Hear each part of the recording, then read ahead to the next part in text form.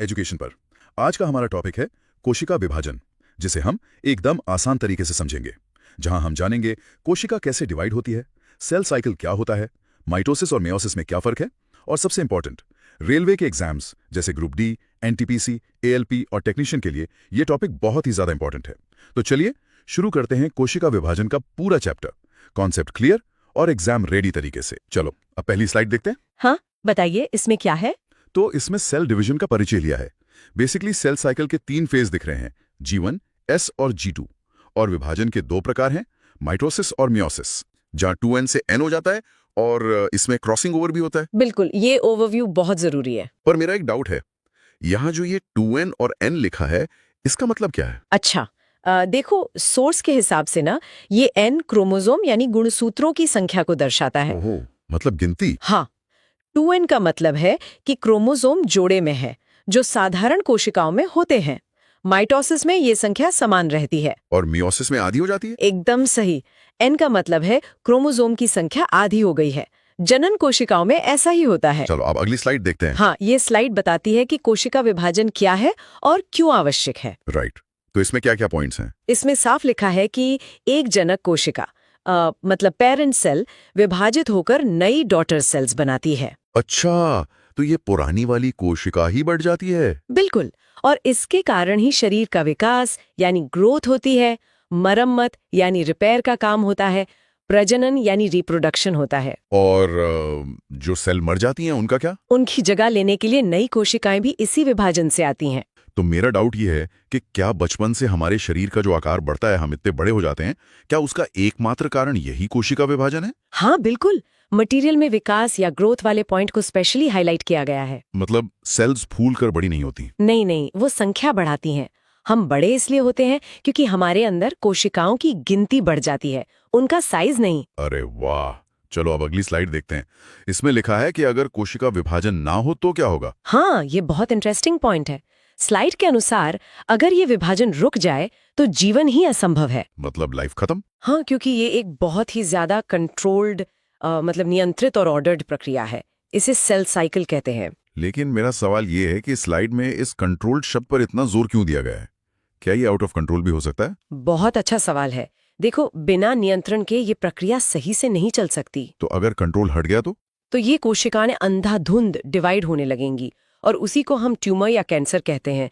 इसीलिए ये कंट्रोल बहुत जरूरी है। ओहो, अब समझ आया। चलो अब अगली स्लाइड पर चलते हैं। यह है इंटरफेस यानी अंतरावस्था। हाँ, और ये सेल साइकिल का सबसे लंबा चरण है। वही तो मैं देख रहा हूं। इसमें लिखा है कि ये करीब 90% समय लेता है और ये विभाजन से पहले की अवस्था है, जहां कोशिका खुद को तैयार करती है। एकदम सही पढ़ा आपने। पर यार एक डाउट आ रहा है मुझे, तैयारी में ही 90% समय क्यों लग जाता है? मतलब एक्चुअल डिवीजन में तो कुछ टाइम ही नहीं लग रहा। इसे एक एनालॉजी से समझो। जैसे तुम किसी बड़े एग्जाम की तैयारी करते हो तो महीनों या सालों लग जाते हैं, है ना? हाँ, वो तो है। लेकिन असली एग्जाम तो सिर्फ 2-3 घंटे का ही होता है। बिल्कुल वैसे ही सेल को बंटने के लिए बहुत सारा सामान जुटाना पड़ता है, तो वो खुद को तैयार करने में 90% टाइम ले लेती है। सही बात है। चलो अगली स्लाइड देखते हैं। अब ये इंटरफेस के अंदर का पहला फेज है G1 फेज या फर्स्ट गैप। हाँ, तो सोर्स के अनुसार इस फेज में क्या होता है मैं बताती हूँ। कोशिका का आकार बढ़ता है। अच्छा। और इसमें प्रोटीन, आरएनए और एंजाइम्स का निर्माण होता है। और सबसे बड़ी बात, सेल मेटाबॉलिकली एक्टिव रहती है। यहीं पे मुझे डाउट है, जब सेल अभी सिर्फ तैयारी कर रही है तो मेटाबॉलिकली एक्टिव होने का क्या मतलब है? देखो, सेल सुस्त नहीं बैठी है। अच्छा। हाँ, उसे जो आगे निर्माण कार्य करने हैं ना, जैसे प्रोटीन और आरएनए बनाना, उसके लिए उसे एक्टिव रहना बहुत जरूरी है। अंदर ही अंदर बहुत काम चल रहा होता है। मतलब बैकग्राउंड में प्रोसेस चल रहे हैं। बिल्कुल सही। चलो अब अगली स्लाइड देखते हैं, एस फेज यानी सिंथेसिस फेज। ये तो बहुत ही महत्वपूर्ण स्लाइड है एग्जाम्स के लिए। हाँ, इसमें मैंने देखा कि यहाँ डीएनए की प्रतिकृति यानी रेप्लिकेशन होता है। हाँ, एकदम सटीक कॉपी बनती है डीएनए की। और क्रोमोसोम अब 2 क्रोमेटिड्स में बदल जाता है। और एग्जाम पॉइंट भी लिखा है कि डीएनए डबलिंग हमेशा एस फेज में होता है। ये बहुत बार पूछा जाता है एग्जाम्स में। लेकिन मुझे यहाँ एक उलझन हो रही है। क्या क्रोमोसोम की गिनती डबल हो रही है या सिर्फ डीएनए का मटेरियल डबल हो रहा है? ये कंफ्यूजन सबको होता है। स्लाइड के आधार पर मैं क्लियर करती हूँ। सिर्फ डीएनए डबलिंग होती है। अच्छा, गिनती नहीं बढ़ती? नहीं, क्रोमोसोम एक ही रहता है, बस वो 2 क्रोमेटिड्स में बदल जाता है। जैसे एक किताब की फोटोकॉपी कराकर उसी में जोड़ दो, पन्ने डबल हो गए पर किताब तो एक ही कहलाएगी ना। अरे हाँ, ये बहुत सही उदाहरण दिया तुमने। चलो अब नेक्स्ट स्लाइड देखते हैं। G2 फेज या सेकेंड गैप। हाँ, ये तैयारी का आखिरी हिस्सा है। तो इसमें सेल क्या कर रही है? इसमें सेल डिवीजन की अंतिम तैयारी होती है। स्पिंडल फाइबर्स जो धागे होते हैं वो बनने लगते हैं और एनर्जी स्टोर होती है। एक डाउट है, सेल को अलग से एनर्जी स्टोर करने की क्या जरूरत आन पड़ी? मतलब पहले से ऊर्जा नहीं है क्या? है ना, लेकिन आगे जो असली विभाजन होने वाला है उसमें क्रोमोसोम्स को खींचने में बहुत ज्यादा ऊर्जा लगेगी, तो सेल पहले से अपना पावर बैंक फुल कर लेती है। स्मार्ट है सेल। चलो अब अगली स्लाइड पर बढ़ते हैं। 2M फेज यानी माइटोटिक फेज। यहां से एक्चुअल डिवीजन शुरू होता है। बिल्कुल, और इसके दो रास्ते हैं। हाँ, स्लाइड में लिखा है माइटोसिस और मियोसिस। माइटोसिस शरीर की कोशिकाओं में होता है जिन्हें सोमैटिक सेल्स कहते हैं, और मियोसिस जनन कोशिकाओं में होता है यानी गैमीट्स में। एकदम सही। पर ये सोमैटिक सेल्स और गैमीट्स के बीच का एक्चुअल फर्क क्या है? गैमीट्स जनन कोशिकाएं होती हैं, जैसे स्पर्म और एग, जो अगली पीढ़ी बनाने के काम आती हैं। बस यही अंतर है। समझ गया। चलो अब अगली स्लाइड देखते हैं।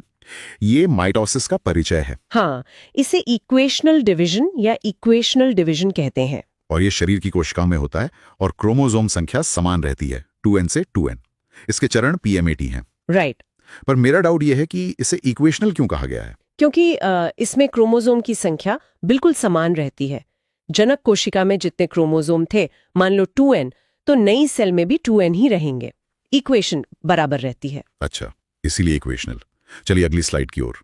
अब ये PMAT का पहला चरण आ गया, प्रोफेज। हाँ, यहाँ से एक्शन शुरू। इसमें क्या होता है कि क्रोमैटिन, जो उलझा हुआ धागा था, वो कंडेंस होके क्रोमोसोम बन जाता है। मतलब वो छोटे और मोटे दिखने लगते हैं। बिल्कुल। और जो न्यूक्लियर मेम्ब्रेन होती है ना, वो समाप्त हो जाती है। और स्पिंडल फाइबर्स भी बनते हैं। हाँ। पर एक डाउट है, हाँ। ये न्यूक्लियर मेम्ब्रेन को गायब क्यों होना पड़ता है? देखो, क्रोमोसोम्स को खींचकर अलग अलग कोनों में ले जाना है। हाँ। अगर झिल्ली रहेगी तो जगह कैसे मिलेगी? इसलिए मेम्ब्रेन को हटना पड़ता है ताकि क्रोमोसोम आसानी से मूव कर सकें। सही लॉजिक है। हाँ। चलो अब अगली स्लाइड देखते हैं, मेटाफेज। ये एग्जाम्स के लिए बहुत इंपॉर्टेंट है। हाँ, नोट्स में भी लिखा है कि ये सबसे महत्वपूर्ण स्टेज है जो MCQ में आता है। इसमें क्रोमोसोम्स मध्य रेखा यानी इक्वेटोरियल प्लेट पर आ जाते हैं। हाँ, एकदम सेंटर में। और स्पिंडल फाइबर्स उनके सेंट्रोमियर से जुड़ जाते हैं। पर मेरा सवाल ये है कि क्रोमोसोम्स का बिल्कुल बीच में आना, मध्य रेखा पर आना क्यों जरूरी है? क्योंकि सेल को दोनों तरफ बराबर बंटवारा करना है।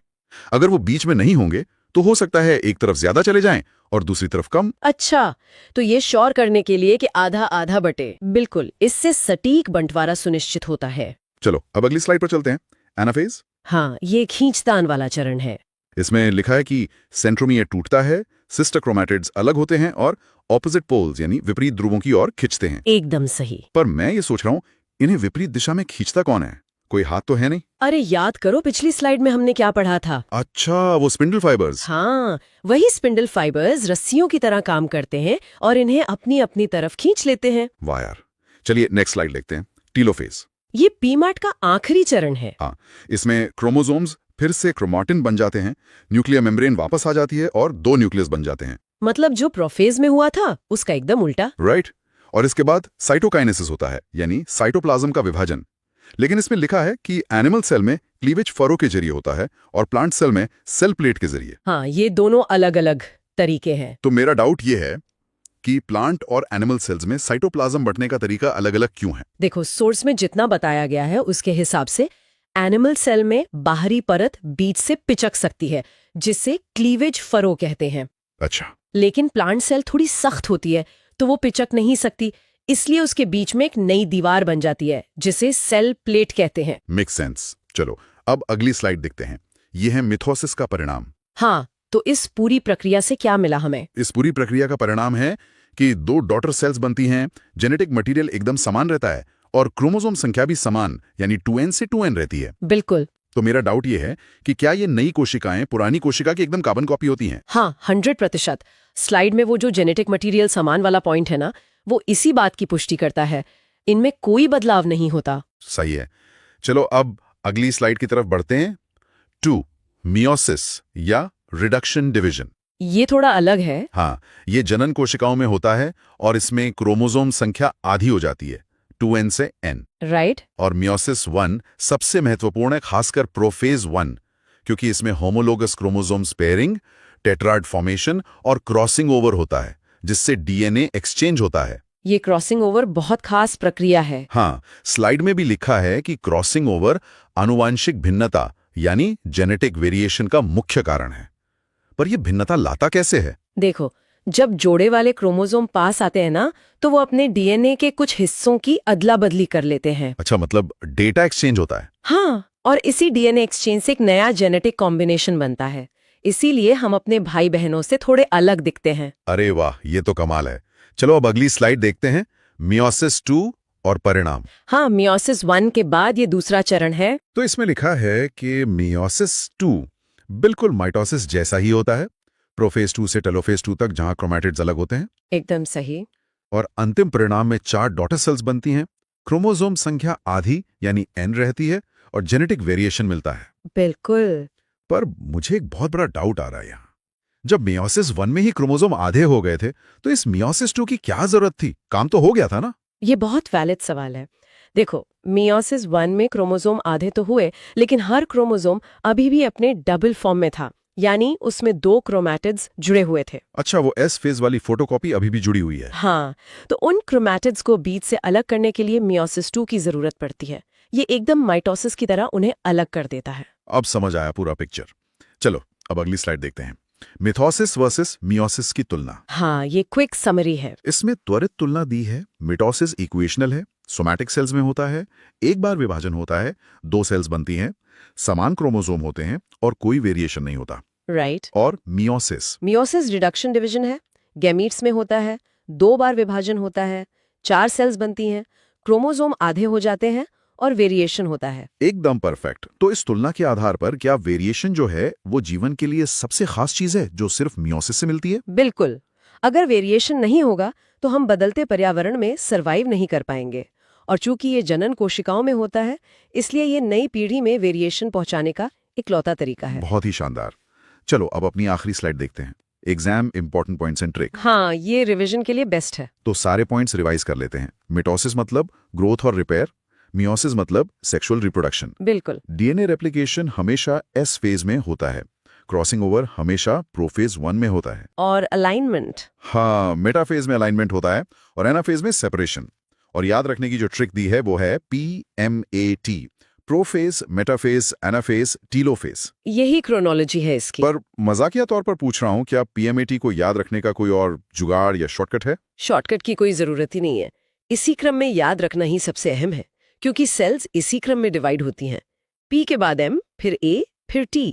बस यही एक ट्रिक है। सही कहा यार। जब हम ये सब पढ़ते हैं ना, तो लगता है हमारा शरीर कितना जटिल है। सोचिए, जब हम ये सब चर्चा कर रहे थे, उसी दौरान हमारे शरीर में लाखों कोशिकाएं बिना किसी गलती के इन सारे PMAT चरणों से गुजर चुकी होंगी। बाप रे, लाखों! हाँ, ये प्रकृति का कितना शानदार और सटीक सिस्टम है।